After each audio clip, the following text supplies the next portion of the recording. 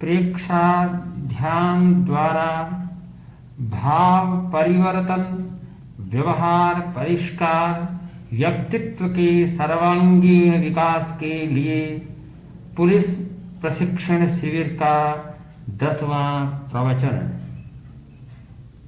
दिनांक 14 मई 1981।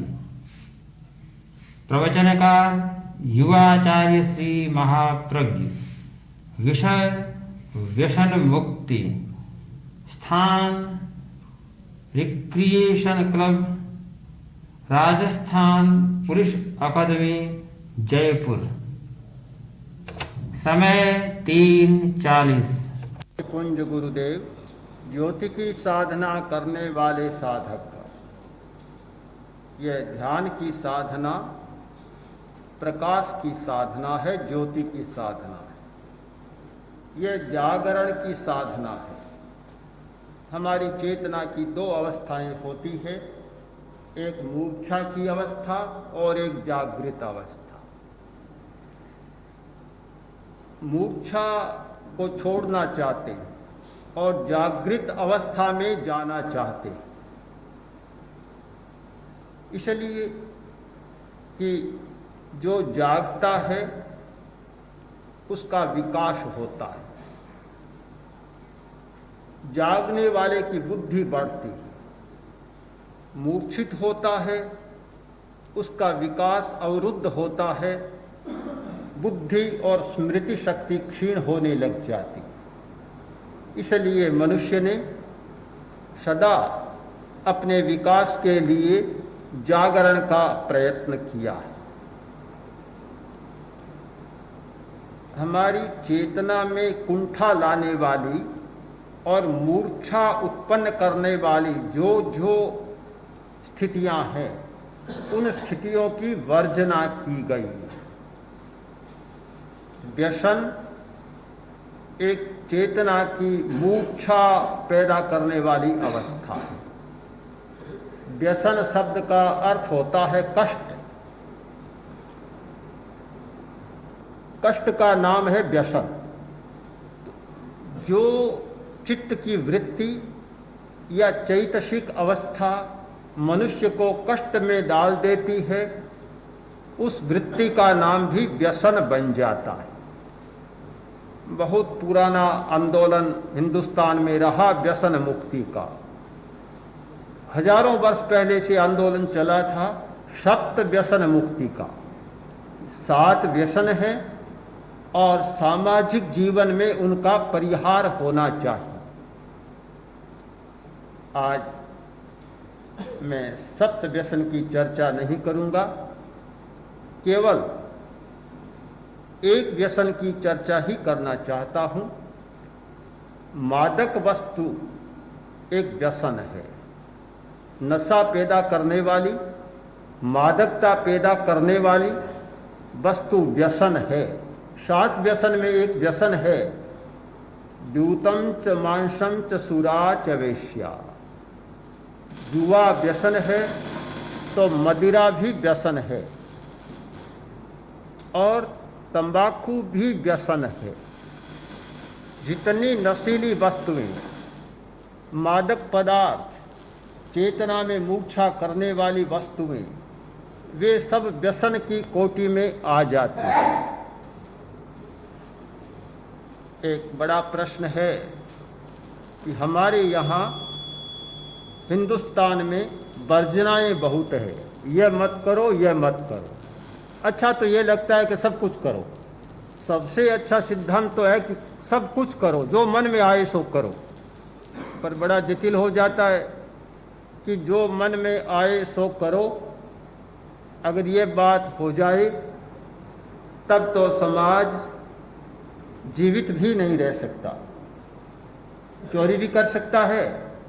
कोई पुलिस का आदमी कहे कि तुमने चोरी क्यों की, मन में आए सो कर सकता हूं। जो मन में आए सो करो, वर्जना नहीं होनी चाहिए किसी बात की। वर्जना क्यों, स्वतंत्र है, कर सकता हूं। यदि वर्जना की बात न हो तो समाज चल ही नहीं सकता, एक दिन ही नहीं चल सकता। समाज में वर्जनाएं जरूरी होती हैं। ये विवेक होता है, ये करो ये मत करो, ये दोनों बातें साथ साथ चलती है। आजकल का एक ऐसा अनुरोध होता है कि निषेध नहीं होना चाहिए, सब विधायक बात होनी चाहिए, निषेधात्मक नहीं होनी चाहिए। ठीक है कि विधायक बात होनी चाहिए, किंतु निषेध भी बहुत बार आवश्यक हो जाता है और वह विधायक का पूरक ही होता है, उसका बाधक नहीं होता। नशे की आदत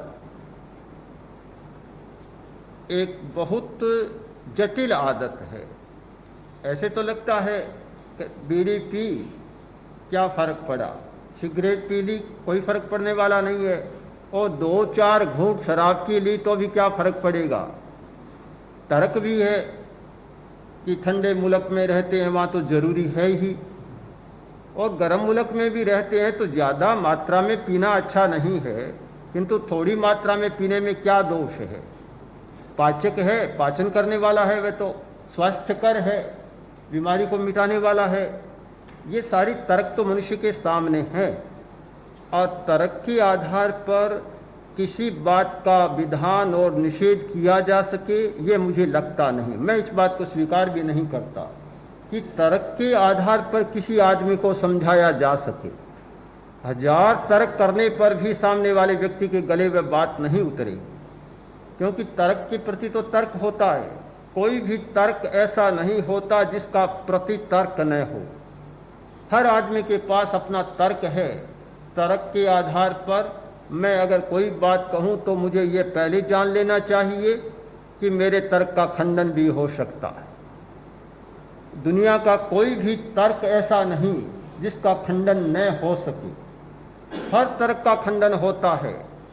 आज तक जितने तार्किक हुए हैं, जितने तर्क शास्त्री हुए हैं, उन्होंने अपने तर्क प्रस्तुत किए। शताब्दियों बाद कोई ऐसा जन्मा कि उनके सारे तर्कों का खंडन कर दिया। समूचे तर्क शास्त्र का इतिहास हमारे सामने है। मैंने देखा है बड़े से बड़े तर्क शास्त्र में जो तर्क उपस्थित किए गए थे, 2-4 शताब्दी के बाद कोई महान तार्किक फिर पैदा हुआ और पुराने सारे तर्कों का खंडन कर दिया, और उसने अपने नए तर्क बतला दिए। उनका खंडन करने वाला भी फिर पैदा हो गया। पूरे दर्शन शास्त्र का और तर्क शास्त्र का इतिहास ये हमारे सामने है। तो मैं तर्क के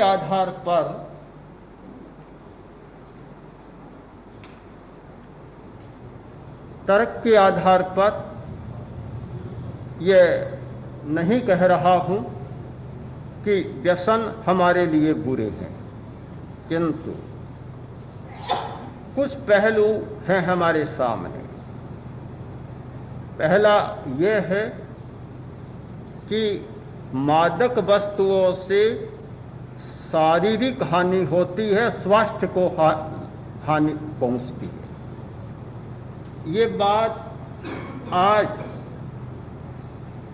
डॉक्टरों द्वारा, चिकित्सकों द्वारा समर्थित हो चुकी है कि शराब और तंबाकू से स्वास्थ्य को हानि पहुंचती है।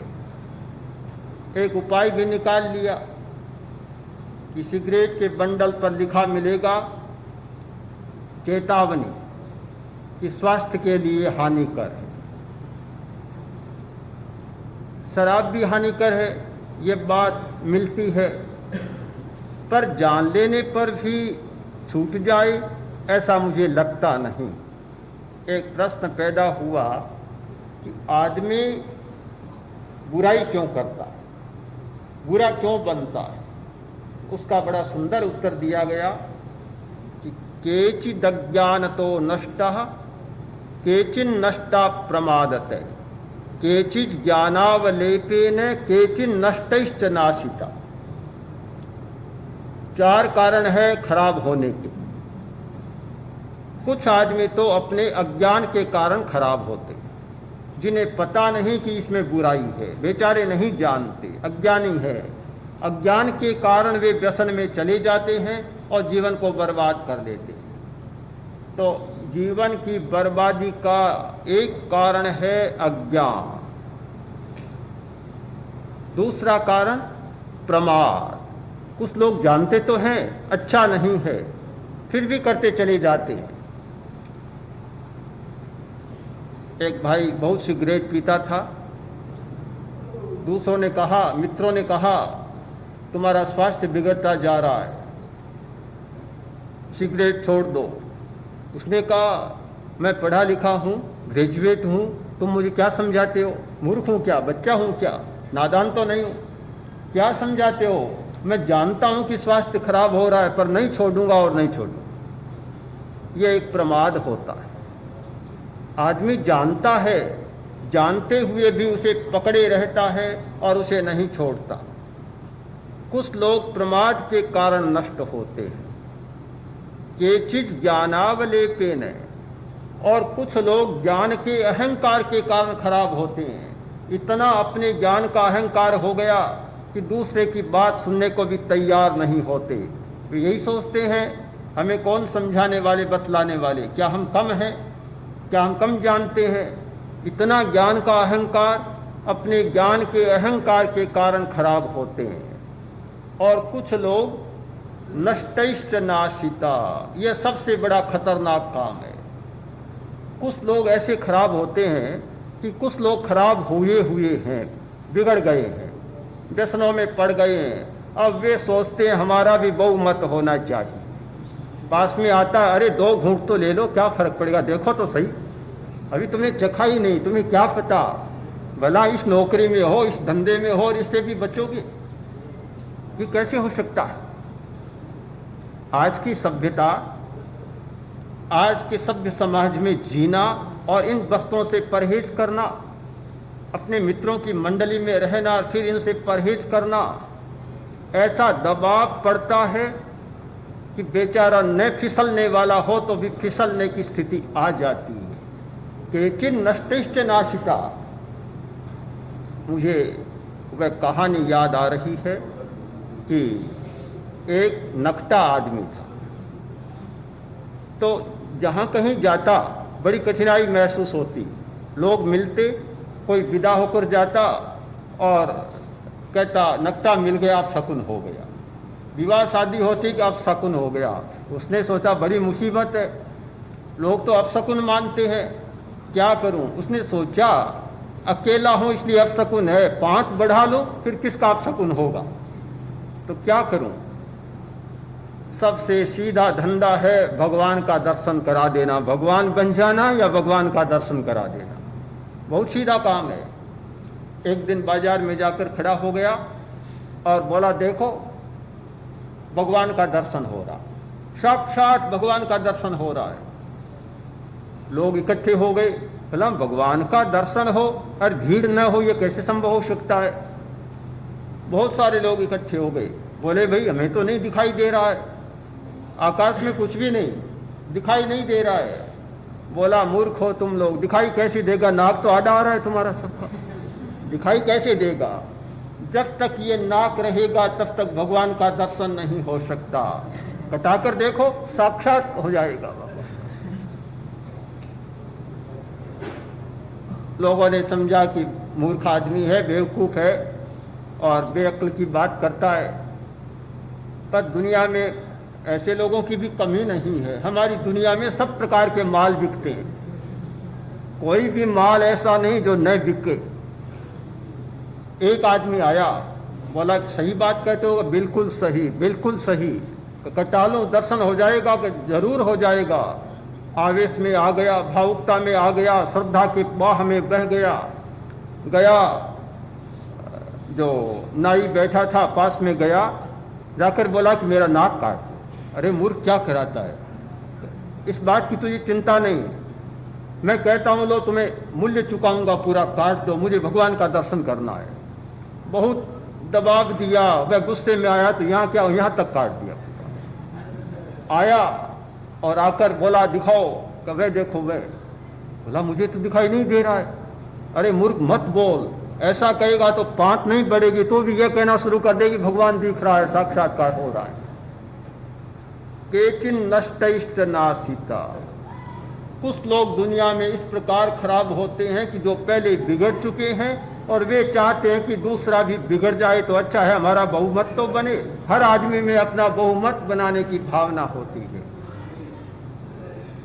यह एक प्रकार है। 4 कारण बतलाए हैं आदमी की फिसलन के और बिगड़ जाने के।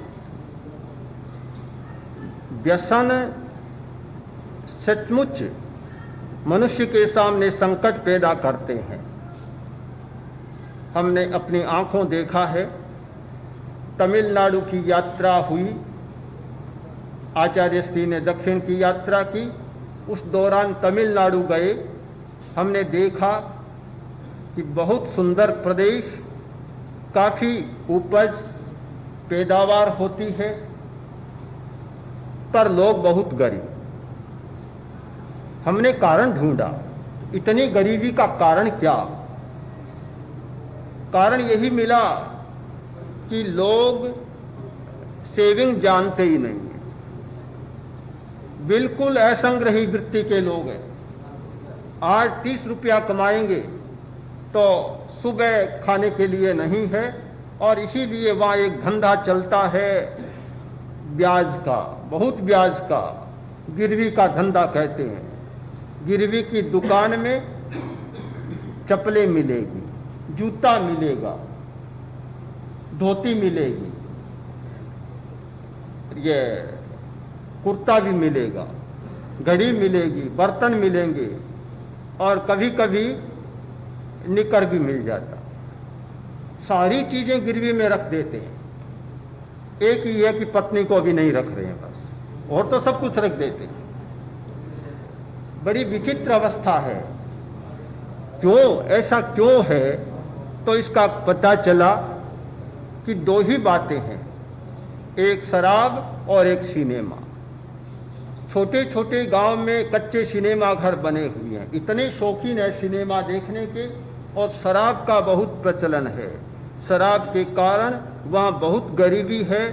शायद पहली बार ऐसा हुआ होगा कि महिलाओं ने भारी प्रदर्शन किया, राज्यपाल को और मुख्यमंत्री को प्रतिवेदन दिया कि हमारे पतियों से शराब छुड़ाएं। हम किस प्रकार दुखी जीवन जी रही हैं उन्हें पता नहीं, हमारे बच्चे और हम कितने दुखी हैं, इसलिए यहाँ प्रतिबंध होना चाहिए और हमारे पतियों पर यह नियंत्रण होना चाहिए। आर्थिक हानि एक बहुत बड़ा प्रश्न है। आगे ही तो हिंदुस्तान गरीब देश, कम पैदा और आनुपातिक गरीबी है। यहाँ अनुपात से भी आदमी की आय कम है, बहुत कम आय है।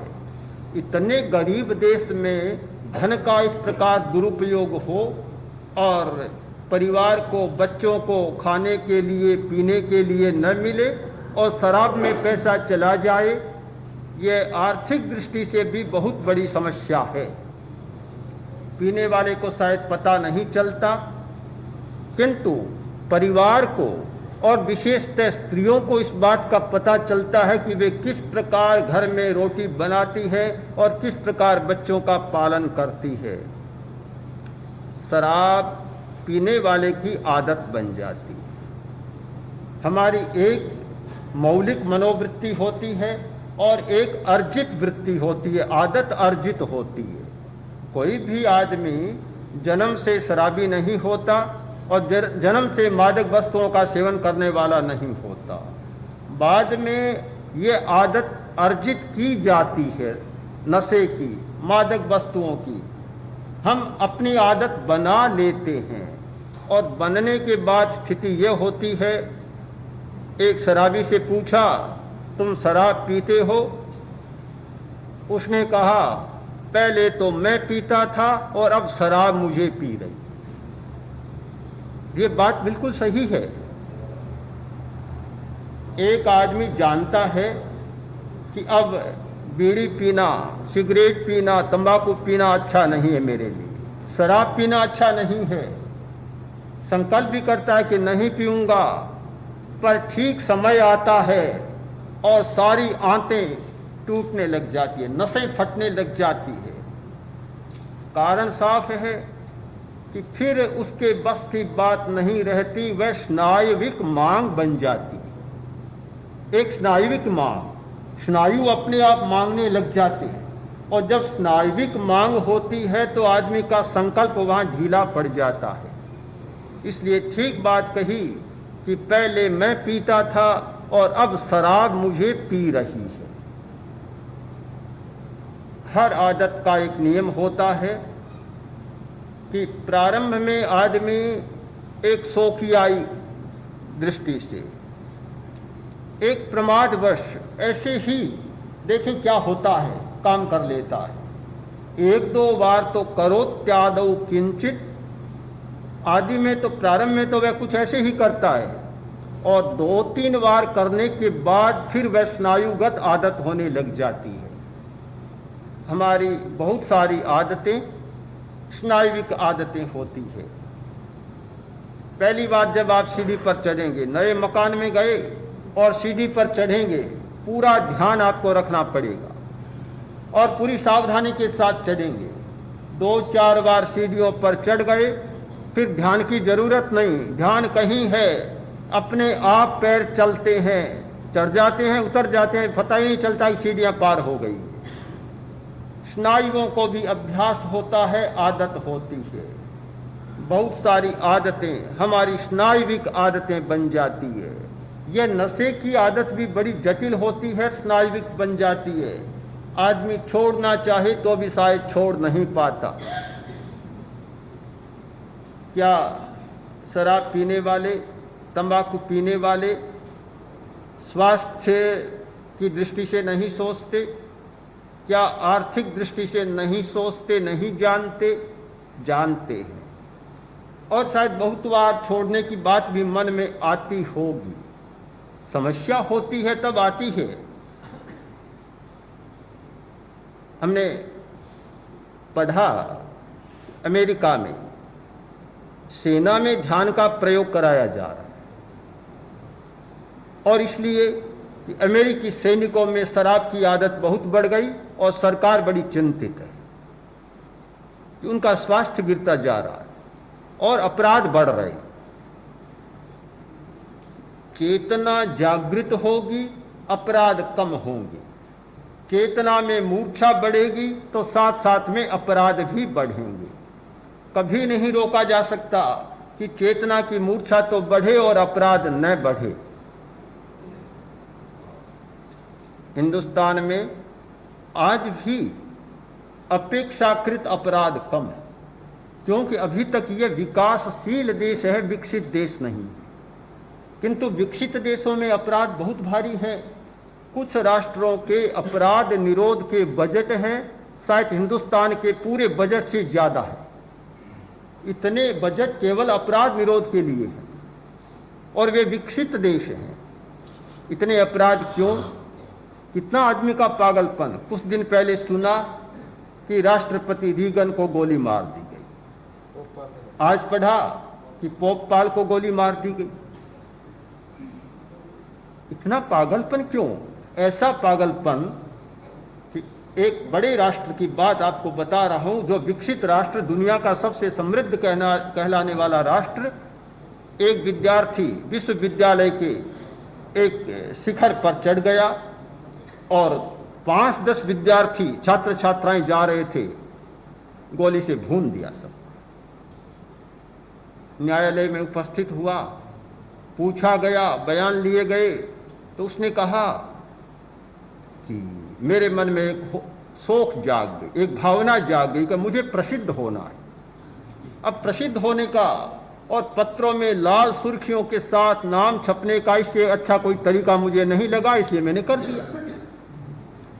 बड़ी विचित्र मनस्थिति होती है। मनोवृत्ति ऐसी बन जाती है कि सारी विवेक की चेतना लुप्त होती है। हम चाहे अस्वीकार करें, कितना ही तर्क करें, इस बात को टाला नहीं जा सकता कि मूर्छा जैसे जैसे बढ़ती है अपराध की वृत्तियां वैसे वैसे विकसित होती चली जाएंगी। क्या वे राष्ट्र बौद्धिक दृष्टि से विकसित नहीं है? बहुत बौद्धिकता का विकास है, और बौद्धिकता की दृष्टि से, वैज्ञानिक दृष्टि से आज सबसे आगे बढ़े हुए हैं। इतना वहां टेक्नोलॉजी का विकास हुआ है, इतना साइंस का विकास हुआ है, आर्थिक विकास हुआ है, प्रत्येक दृष्टि से भौतिक विकास चरम सीमा पर पहुंच रहा है, पर उल्टा उतना ही विकास हो रहा है अपराधों में और पागलपन में। इसका कारण क्या है? वह मूर्छा और मादक वस्तुओं का सेवन।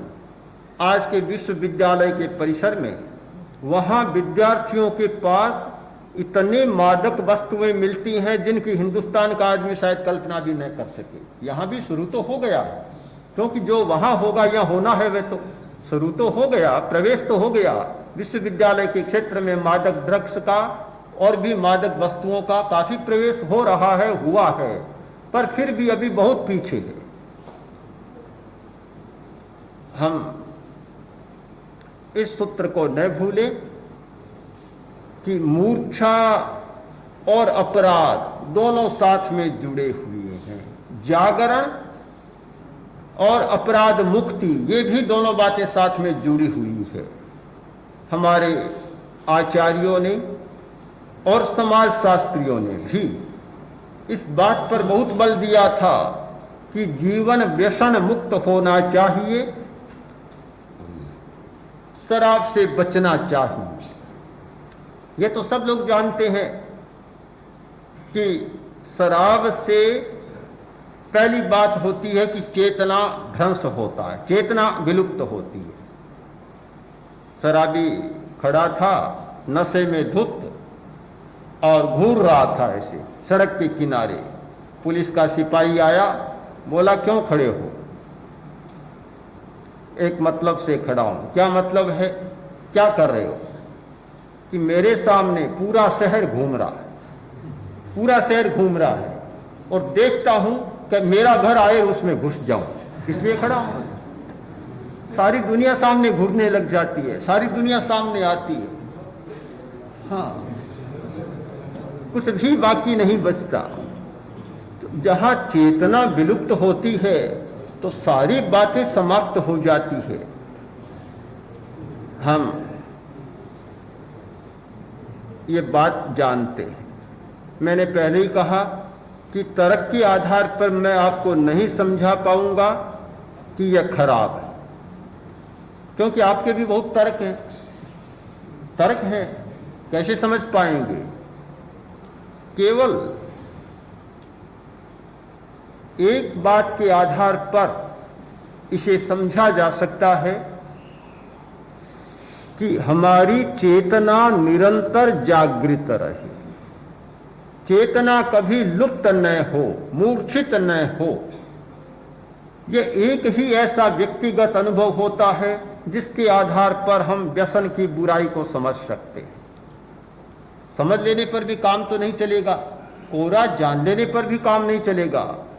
बुराई को जान लेने वाला आदमी भी छोड़ नहीं पाता जब तक कि वह आचरण और अभ्यास में नहीं उतर जाता है। जानने वाले तो ऐसे विचित्र मिलते हैं। घर में चोर घुसा, पत्नी जाग गई, पति को जगाया और कहा कि खटखट हो रहा है, लगता है कि घर में चोर आ गया है। पति बोला जानता हूं, जानता हूं। पत्नी बड़ी सावधान थी, देख रही थी, सावधानी से देख रही है सामने कि कमरा खोल लिया है। पति बोला चुप रहे, जानता हूं, जानता हूं। अरे अलमारी का दरवाजा खोल लिया, किवाड़ तोड़ दिया है, जानता हूं। पेटी निकाल ली, जवाहरात की पेटी निकाल ली है, जानता हूं। पेटी कंधे पर रखकर चोर जा रहे हैं कि चुप रहे, बार बार क्यों सताती है, जानता हूं मैं। जानता रहा और चोर चले गए। तो बहुत जानने वाले होते हैं। किसी भी आदमी को कहो कि अच्छा नहीं बुरा है, कहा भी जानता हूं, मैं भी जानता हूं, तुम क्या बताते हो, जानता हूं। जानते जानते तो सारा जीवन बीत जाता है, कभी कुछ होता नहीं। कोरी जानने की बात भी कोई बहुत समझदारी की बात नहीं होती। ये मानने और जानने का ऐसा हमारा चक्कर है कि उसमें सारी बुराइयों को हम संरक्षण देते चले जाते हैं। जब कह दिया जानता हूं तो बुराई को संरक्षण मिल गया, फिर तो कोई छोड़ने की बात ही नहीं है। उससे बचने का एकमात्र उपाय होता है अपना अनुभव और अपना अभ्यास। ध्यान की प्रक्रिया यह समझाने की प्रक्रिया नहीं है, यह वृत्तियों को बदलने की, छुड़ाने की प्रक्रिया नहीं है कि तुम ऐसा मत करो, छोड़ दो, यह बुरा है। जहां यह बात कही और वहां भी विवाद खड़ा हो जाएगा। दूसरा कहेगा कैसे बुरा है, मैं तो रोज कर रहा हूं, कोई बुराई नहीं लगती। ये बड़ा चक्कर है, हमारी वाणी का एक बड़ा चक्कर है। एक समझाने लगा तो सामने वाला 5 बार समझाने लग जाएगा, बेचारा समझाने वाला तो कहीं बैठ जाएगा। समझाने की बात नहीं, ये एक आंतरिक प्रक्रिया है, ये चेतना के सहज परिवर्तन की प्रक्रिया है कि कहने की जरूरत नहीं। ध्यान का सबसे बड़ा लाभ होता है चेतना का जागरण। जैसे जैसे आपकी चेतना जागेगी, मूर्छा लाने वाली सारी बातों के प्रति अपने आप अरुचि होने लग जाएगी, सहज ही अरुचि बनेगी।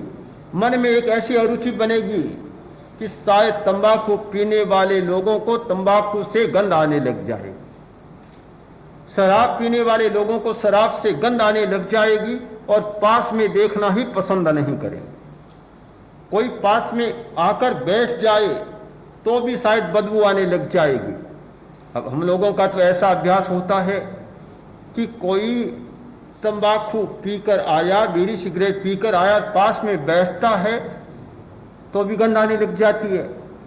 और कुछ लोगों में आदत होती है कि बात करता है तो एकदम मुंह में मुंह डालकर बात करना चाहता है।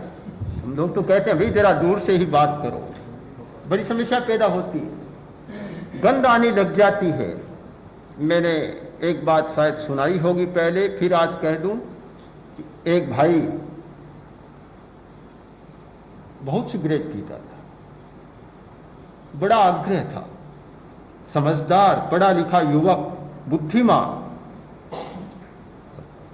छोड़ नहीं पाता, छोड़ता नहीं, बड़ा आग्रह था। प्रेक्षा ध्यान का अभ्यास किया, 60 सिगरेट पीता था, 60-70 प्रतिदिन, बहुत ज्यादा व्यसनी और काफी भुगत रहा था, बीमार हो गया था, शारीरिक दृष्टि से बड़ा अस्वस्थ, फेफड़ा खराब हो गया, फिर भी छोड़ नहीं रहा था, छोड़ नहीं पा रहा था। शिविर में रहा और स्थिति बदली, थोड़ा चेतना जागरण का अभ्यास हुआ, छूट गई, काफी छूटी, केवल 2-4 सिगरेट पर आ गया, 2 पर आ गया। मैंने एक दिन पूछा अभी पी रहे हो? उसने कहा छूट गई लगभग, एक आग्रह के कारण 1-2 पी रहा हूं, पर एक बात हो गई, पहले इतनी सिगरेट पीता कभी गंध नहीं आती थी, अब सिगरेट पीता हूं इतनी गंध आने लग गई कि 2 पीता हूं तो हर बार 1 सिगरेट पीता हूं तो मुंह में इलायची रखनी पड़ती, गंध आने लग गई। ये गंध कहां से आती है? जैसे ही भीतर में चेतना जागती है, मूर्छित चेतना जिस बात को स्वीकारती है, जागृत चेतना उस बात को नहीं स्वीकारती। यही तो परिवर्तन होता है, और क्या अंतर होता है?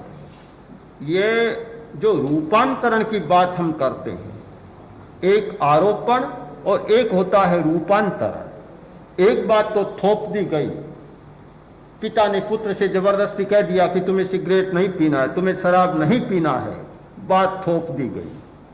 थोपी हुई बात सामने तो चलेगी, निषेध सामने चलता है, सोचता है कि मनाही कर दी पिताजी ने, कैसे पीऊं, सामने नहीं पिएगा, वह यही दिखाएगा कि मैं नहीं पीता हूं, नहीं पीता हूं, इसका प्रदर्शन करेगा।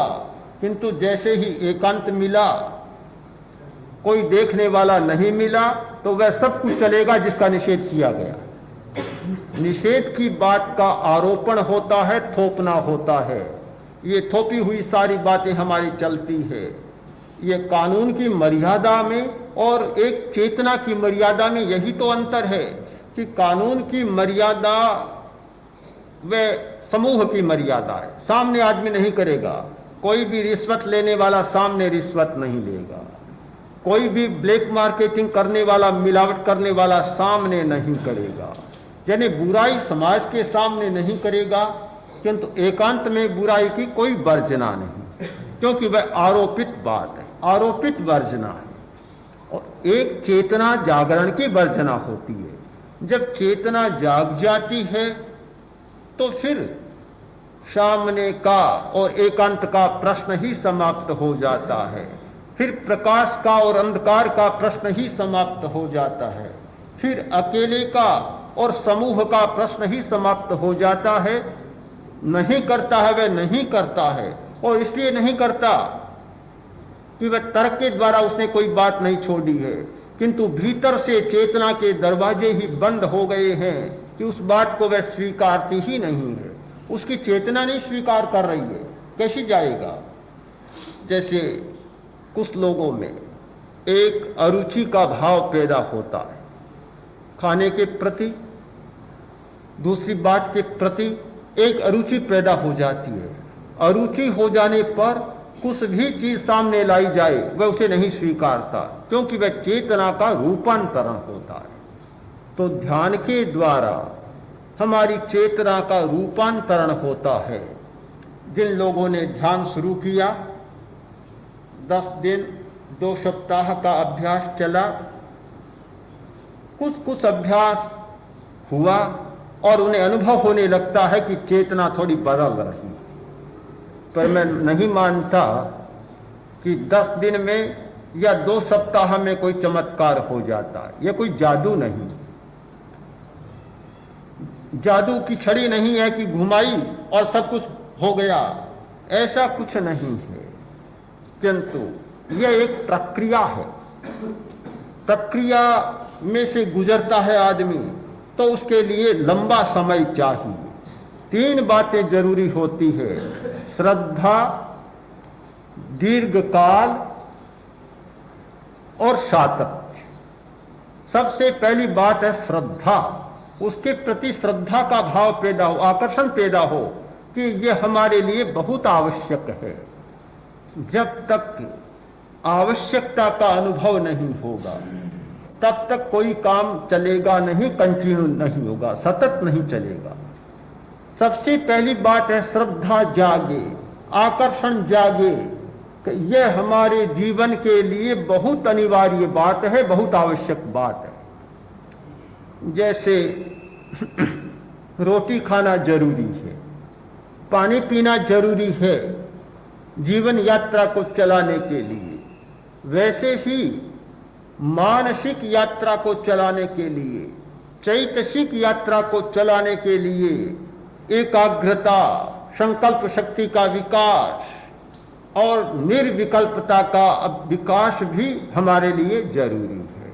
इसके प्रति श्रद्धा का भाव पैदा हो। श्रद्धा पैदा हो गई तो भी काम नहीं चलेगा।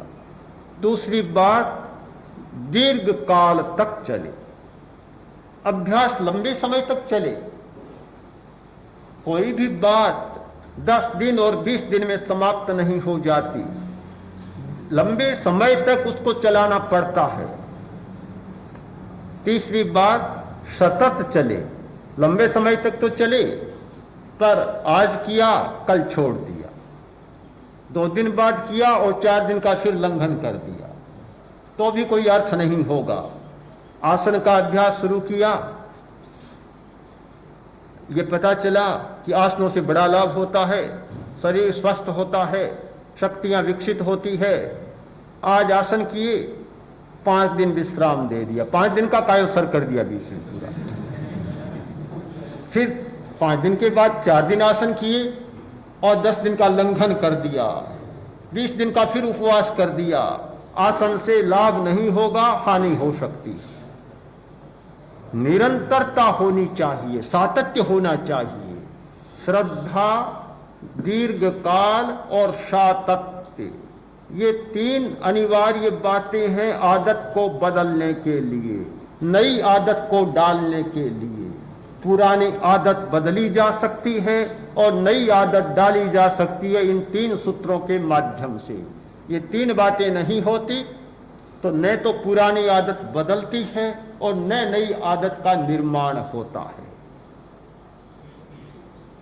व्यसन मुक्ति की आदत को बदलना तभी संभव होता है जब ध्यान में रस आने लगे। रस रस होता है, एक का रस छूटता है तो दूसरे का रस आता है।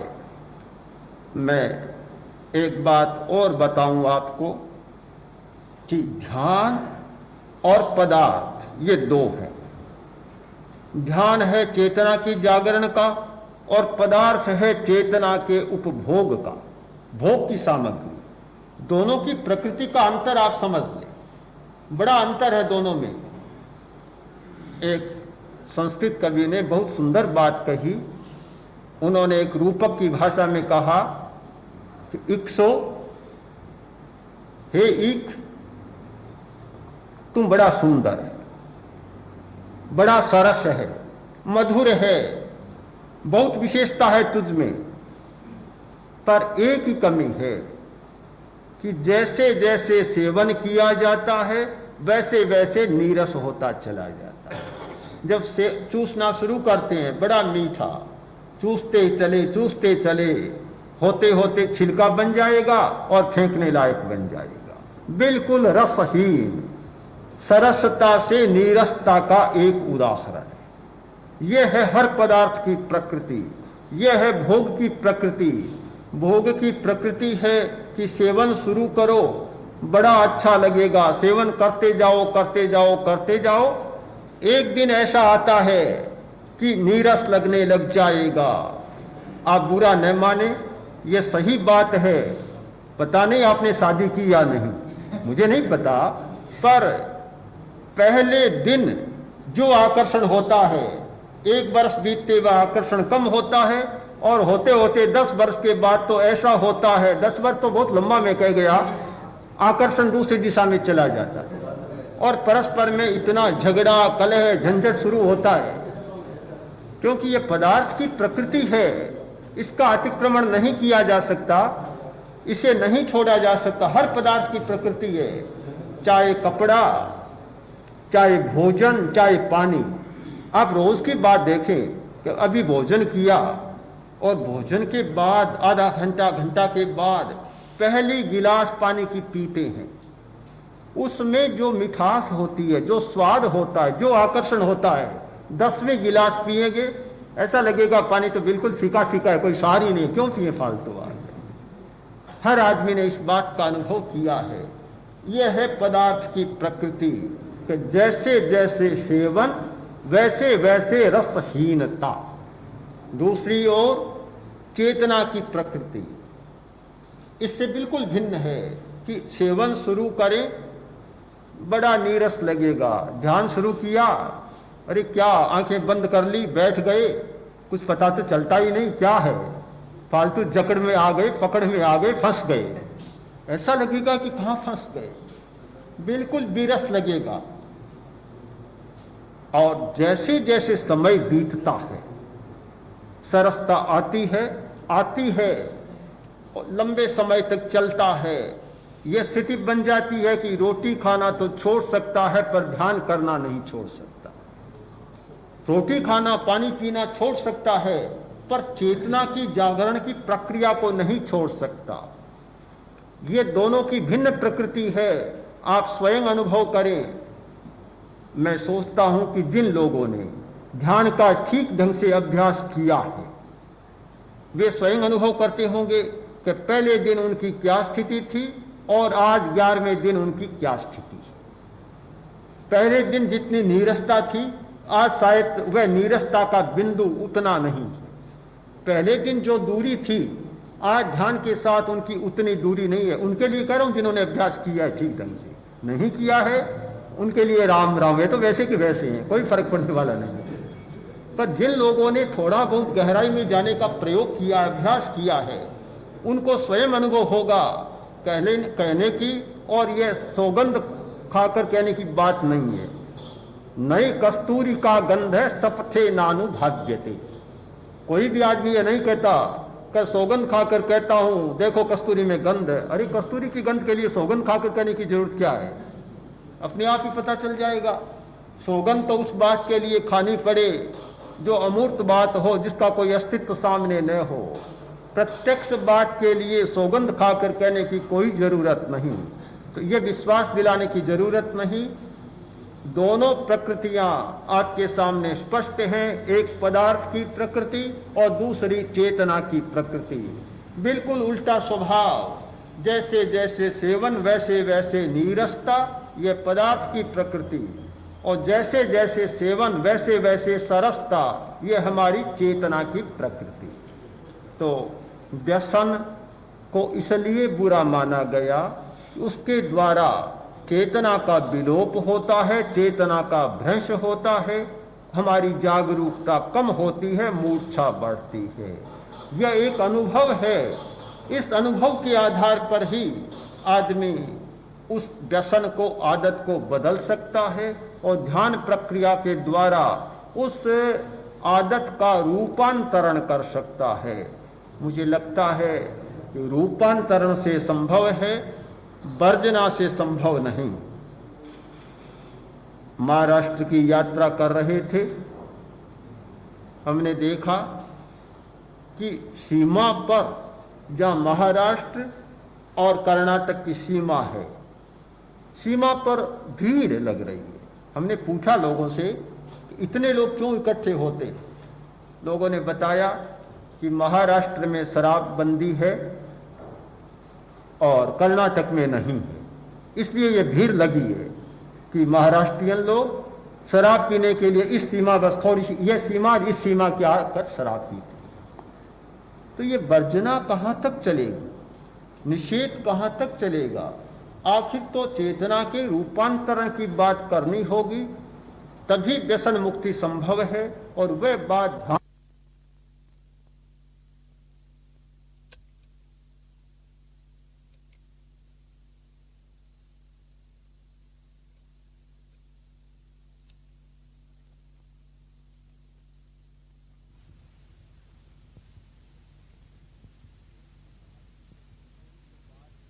यही तो बात मैंने कही ना कि जाने इलाके में अपने आप को अच्छा प्रदर्शित करना चाहते हैं, और अनजान जहां कोई परिचित नहीं है वहां कुछ भी करने में आदमी को संकोच कम होता है। तो ये इसलिए होता है कि चेतना नहीं बदली, परिस्थिति बदलने पर आदमी वैसा बन जाता है। ये हमारा परिस्थिति का बोध है, चेतना का बोध नहीं है, इसलिए ऐसा हो जाता है। ठीक कह रहे हैं, नशा करने वाले का दिमाग बहुत ज्यादा चलता है, ठीक है। ये नहीं ठीक, एक बात है कि नशे में एक बात होती है कि चेतना का थोड़ा विस्तार होता है। शायद मैंने पहले एक दिन आपको सुनाया होगा, एक दिन चर्चा की थी कि वे छात्रों की LSD का प्रयोग किया, 10वीं मंजिल पर बैठे थे और चेतना इतनी चलने लगी, उन्हें लगा कि बिल्कुल उड़ सकते हैं, हम तो आकाश में उड़ सकते हैं, जैसे पंखी उड़ता है वैसे उड़ सकते हैं। खिड़की थी, उड़ना शुरू किया, 10वीं मंजिल से उड़ना शुरू किया, फिर तो क्या होना था, सीधे नीचे आकर गिरे, प्राण तो उड़ गए, वे तो पड़े रहे। तो ये होता है कि LSD का प्रयोग करने वाले, अभी आपने देखा होगा कि हिंदुस्तान ने धर्म युग में LSD पीने वालों पर परीक्षण कर, प्रयोग कर उनके अलग अलग से फोटो छापे। तो बहुत सारे कहते हैं उसमें कुछ विजन आते हैं, कुछ ऐसे अनुभव जागते हैं, विचित्र प्रकार की दुनिया सामने आती है। तो ये तो जब चेतना का लोप होता है तो विचित्र प्रकार की बातें आती ही है। चेतना का अलग रूपांतरण तो उसमें भी होता है थोड़ा बहुत। एक आदमी शराब पीकर आया, शराब में धुत था और पत्नी बहुत रोकती कि शराब नहीं पीना है। उसने सोचा कि आज पत्नी को पता ही नहीं चलने दूं, पता ही नहीं चले कि मैं शराब पीकर आया। घर में घुसा, आ गई भैंस खड़ी थी पहले, देखा और सामने जाकर बोला कि पप्पू की माँ, रोज तो तुम 2 आंटियां करती हो और आज एक ही आंटी कैसे की? रोज तो 2 आंटियां करती हो बालों की, पूंछ पकड़ी पूंछ, तो आज एक ही आंटी कैसे की तुम?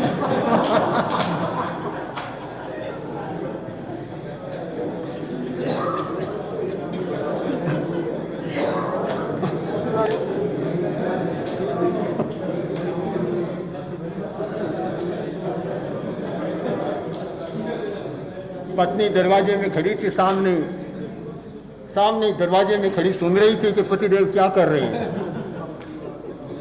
तो ऐसा होता है कि चेतना का विकास तो होता ही है, कुछ बातों में ध्यान चला जाता, उधर चला जाता है, पर हमारी चेतना विकृत होती चली जाती है। और दूसरी बात यह है कि शराब के द्वारा स्नायु संस्थान क्रम से दुर्बल होता चला जाता है।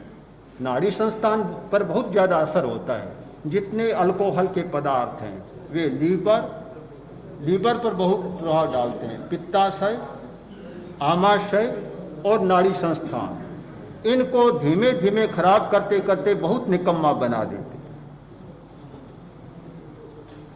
ये देखिए, बात यह है कि परिस्थिति के साथ करना पड़ता है। ये तो मैंने पहले ही कहा कि यह तो एक तर्क तो है ही हमारा। कुछ लोग इस तर्क पर ही चलते हैं और इस तर्क पर चलते हैं। तो मैं यह कहना चाहता हूं कि परिस्थिति की बाध्यता से आदमी काम करता है, पर एक ऐसी भी शक्ति है, यदि आप उस स्थान पर प्राणायाम का ठीक अभ्यास कर लें तो चाहे कितने ही ठंडे मुल्क में रहें, आपको शराब की कभी जरूरत ही नहीं हो। और ऐसे लोग, एक ईसाई पादरी बंबई में थे और वे अणुव्रत के बहुत संपर्क में, यानी अणुव्रत के एक प्रकार से अच्छे प्रचारक हो गए थे। उन्हें रूस में जाना हुआ, काफी दिनों तक ठंडे प्रदेश में रहे, एक दिन भी शराब की एक घूंट भी उन्होंने नहीं, और बिल्कुल स्वस्थ रहे, कोई फर्क नहीं पड़ा। हम लोग परिस्थिति पर बहुत निर्भर हो गए।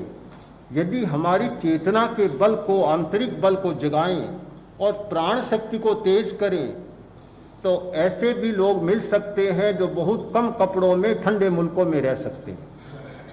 हो सकता है। तो ये बाध्यता की तर्क तो ठीक है, तर्क तो है, तर्क की दृष्टि से मैं कहूंगा कि परिस्थिति ऐसा कर लिया, इसमें तो कोई बात नहीं।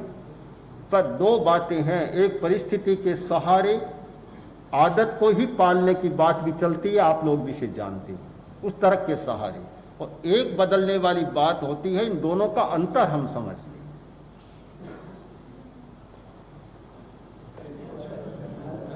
ठीक है, नहीं, अच्छा प्रश्न है कि कुछ पद्धतियां ऐसी रही है कि भांग, गांजा, शायद शराब का तो नहीं रहा, पर हाँ कहीं कहीं रहा भी है। तंत्र शास्त्र में शराब का भी प्रयोग चला है। भांग, गांजा, शराब आदि के द्वारा चेतना के जागरण की बात, पर इसमें थोड़ा सा आपको भेद करना होगा कि चेतना जागरण की अपेक्षा प्राण शक्ति के प्रयोग की कुछ बात हो सकती है। चेतना का विकास नहीं होता। देखिए, चेतना का विकास होना एक बात है, निर्मल चेतना का विकास होना बिल्कुल दूसरी बात है। एक हमारी चेतना पवित्र होती है, शुद्ध होती है, जहाँ सारे विकार और दोष समाप्त होते हैं, और एक चेतना में शक्ति तो जाग जाती है, शक्ति तो आती है। ये मैं मानता हूं कि नशे से भी शक्ति आती है। शराब पिया हुआ आदमी बहुत ताकतवर हो जाता है, एक बात, उसमें शक्ति तो आती है, किंतु शुद्ध चेतना का विकास नहीं होता। ये मौलिक अंतर उसमें रहा है। उस प्रक्रिया में शक्ति के विकास पर बल दिया गया, किंतु निर्मल चेतना, राग द्वेष मुक्त चेतना, और जो चेतना समाज की बुराइयों को समाप्त कर सके, उस पर बल नहीं दिया गया। और इसीलिए आप देखेंगे कि वे कापालिक नर हत्या भी कर देते हैं, आदमी की बलि भी चढ़ा देते हैं, शायद अकरणीय काम जो सामाजिक आदमी नहीं करता वे लोग कर देते हैं। यही कारण है कि चेतना की निर्मलता नहीं है।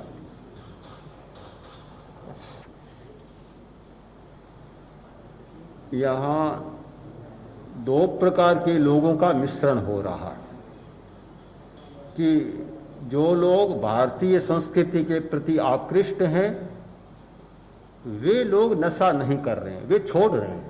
आज विदेशों में भी काफी लोग शराब छोड़ रहे हैं, मांस छोड़ रहे हैं, शाकाहारी हो रहे हैं। ये जो हरे राम हरे कृष्णा का आंदोलन चलता है उसमें वर्जना करते हैं, छोड़ते हैं। और भी जो भारतीय लोगों के संपर्क में आए हैं काफी लोग शाकाहारी बने हैं, मदिरा मांस छोड़ा है। किंतु नशा ज्यादा करने वाले या तो बीटल्स हैं, यानी वहां भी जो समाज में कुछ ऐसा वर्ग पनप गया जो समाज के प्रति विद्रोही बन गया, उनमें ये हिप्पी और बीटल, ये लोग ज्यादा नशा करते हैं, नशे में धुत रहते हैं, यहां आते हैं तो भी नशा करते हैं। किंतु आध्यात्मिक आंदोलनों में जानने वाले हैं वे लोग नशा नहीं करते हैं। इन दोनों में अंतर है भी।